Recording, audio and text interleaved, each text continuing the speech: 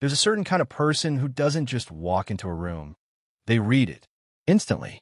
No one says anything unusual. No conflict is visible. Yet something in them quietly shifts. A glance held half a second too long.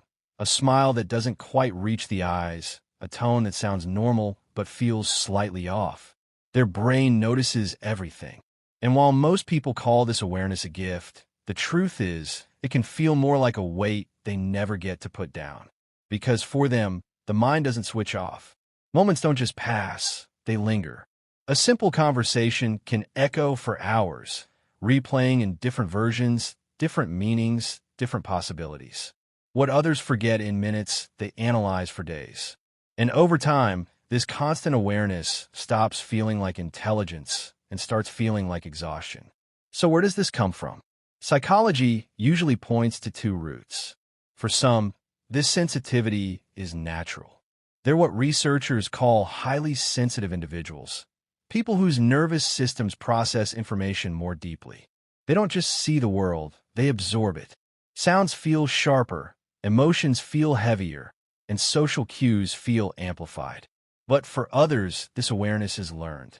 It's not a gift they were born with. It's something they built. In unpredictable environments, especially during childhood, the brain adapts quickly. It learns to scan for tone, mood, and subtle shifts because those details once mattered for safety. Over time, that survival mechanism becomes permanent. What was once protection becomes identity. And that's where things get complicated. One of the clearest signs is constant mental analysis. For most people, a message from a boss or a friend is just information. But for them, it becomes a puzzle. Why was it phrased like that? Why now? Did something change?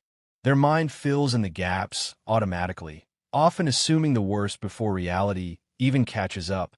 It's not intentional. It's just how their brain works. But that awareness doesn't stay focused on others. It turns inward. They don't just feel emotions, they monitor them. A simple feeling of sadness doesn't stay simple.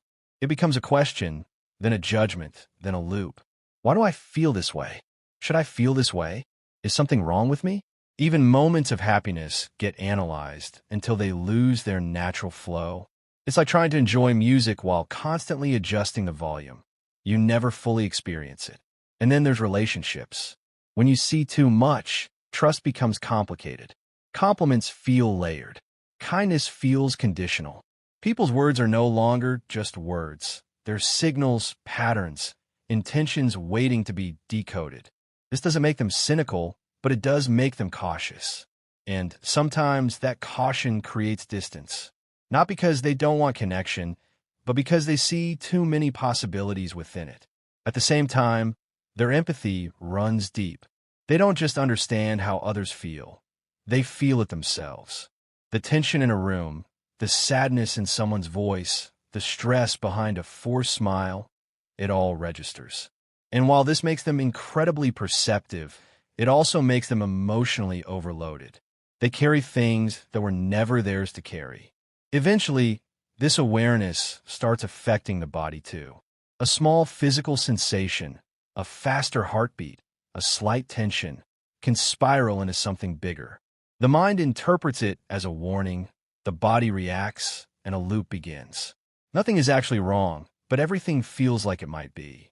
It's not just thinking anymore. It's a full system on alert. So what do? Here's the part most people get wrong. The solution isn't to become less aware. That's not possible. You can't unsee what you've trained your mind to notice. The real shift is learning what not to carry. Not every silence is meaningful. Not every reaction needs analysis. Not every emotion requires a response. Overly aware people often believe that if they understand everything, they can control outcomes. But life doesn't work that way. Control is an illusion, and chasing it only pulls them further away from the present. The real freedom comes from boundaries, not with others, but within themselves. Learning to observe without absorbing, to notice without attaching meaning, to feel without needing to fix. And when that shift begins, something changes. The same awareness that once felt heavy becomes lighter. It softens. It stops being a tool for prediction and becomes a way of experiencing the world more deeply, but without being consumed by it. They still notice the small things. They still understand people in ways others don't. But they no longer feel responsible for every detail, every emotion, every outcome. And maybe that's the real balance. Not turning off awareness, but learning to live with it in a way that doesn't take you away from your own life.